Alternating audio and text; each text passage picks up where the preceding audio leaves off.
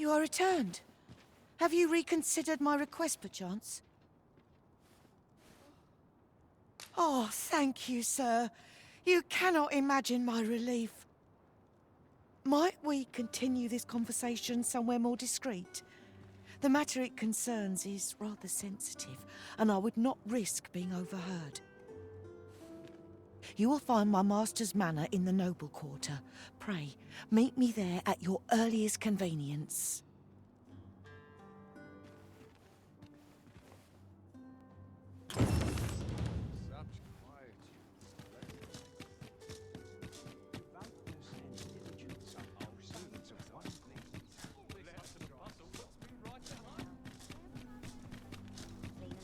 This might contain useful information.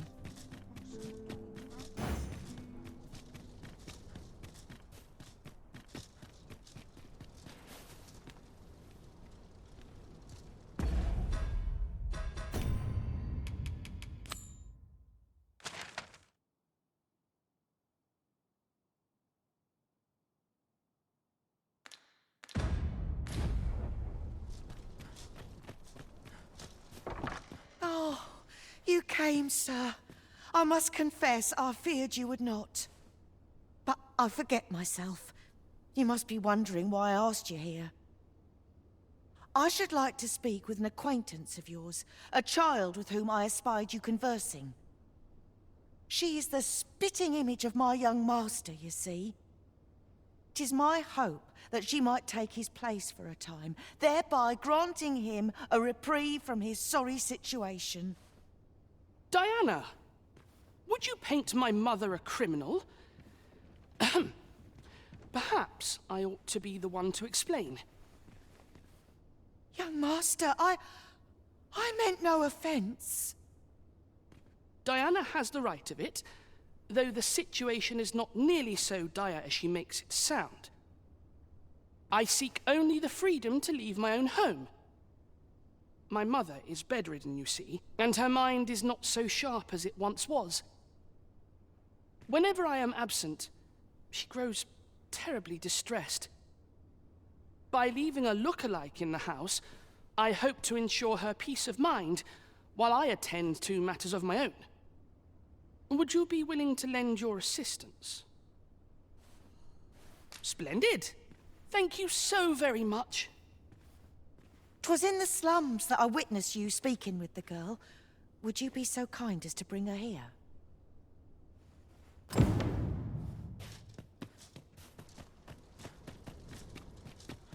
Will someone do aught about this? I overheard some of the soldiers standing guard outside the palace discussing a curious rumor.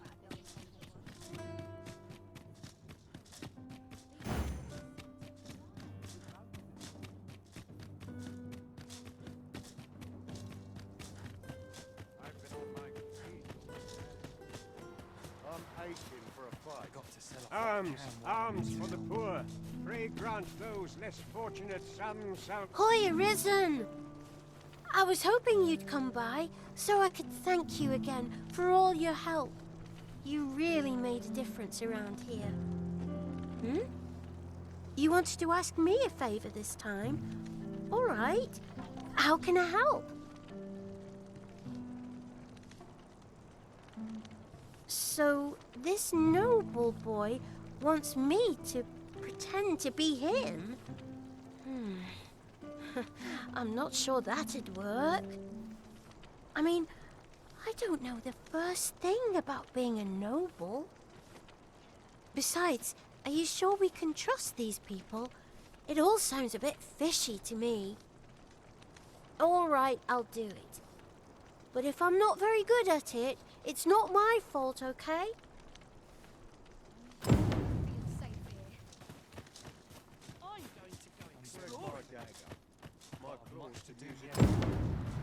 Bit much for me.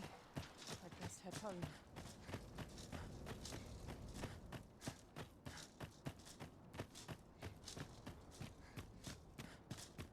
Some call it cultured, I call it dull.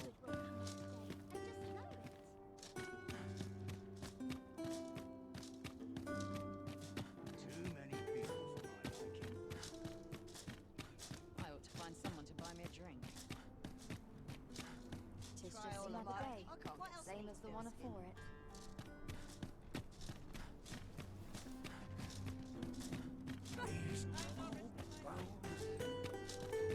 Quite the predicament.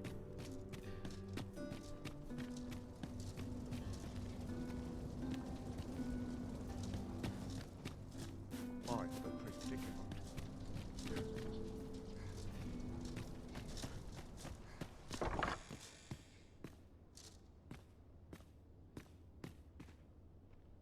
Look, young master. She's here. Indeed. I could be staring into a mirror. Diana, will you dress her and instruct her in her role? As you wish, young master. This way, if you please, miss.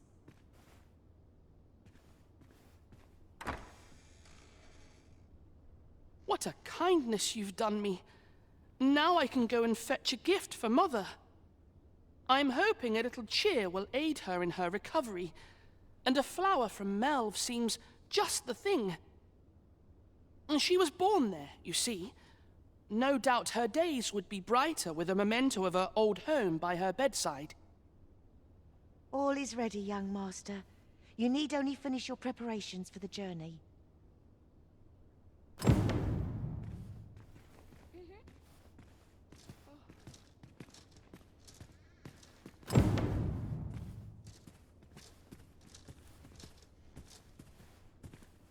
The lands around Melve are rife with poisonous flora.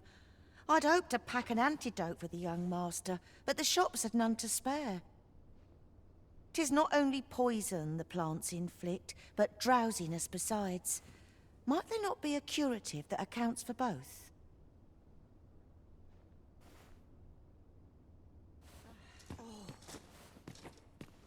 Let's see. What else I almost forgot. In that goes.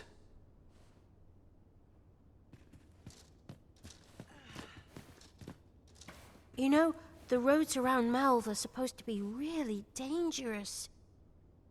I heard the safest way to get there is to carry something that reeks of Cyclops with you, because it'll scare all the monsters away.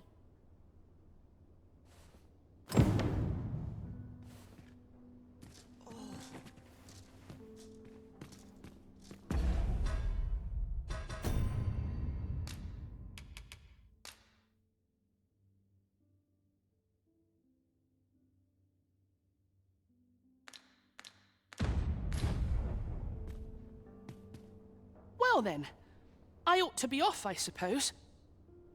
I must confess, I feel rather uneasy. This is my I only hope I've not forgotten anything of import. You think I ought to bring some medicine and monster repellent with me? What precisely would you suggest?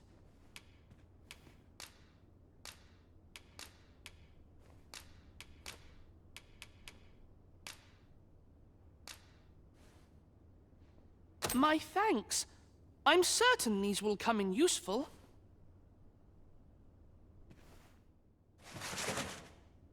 Now, I really must be going. Wish me luck. Take care, young master. Come back safe! Thank you for your aid in all of this, sir. I shall see about procuring you a suitable reward, so pray do come visit us again.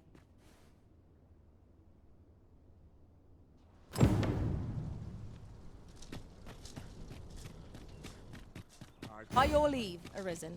Suppose I'm tired. My stomach's growling. Time for an early supper.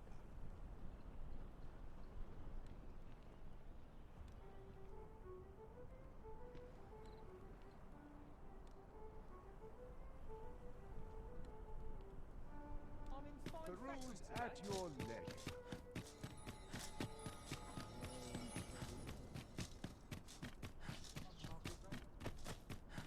I've more time than I know how to spend.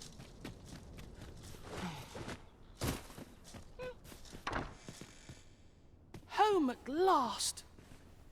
Welcome home, young master. Thank you, Diana. I am glad to be back. 'Twas a hard journey, but I found what I sought. A blue sunbright, the sigil of our house. I only hope Mother will be pleased. Oh, a blue sunbright. I thought they were make-believe. Oh no, they're quite real. Rather rare, though, and particularly to Melv. I'm surprised you've heard of them, to be frank. Really? Well, there's a picture of one stuck to the inner cover of a book that was donated to the Gracious Hand. I asked Sir Kendrick about it.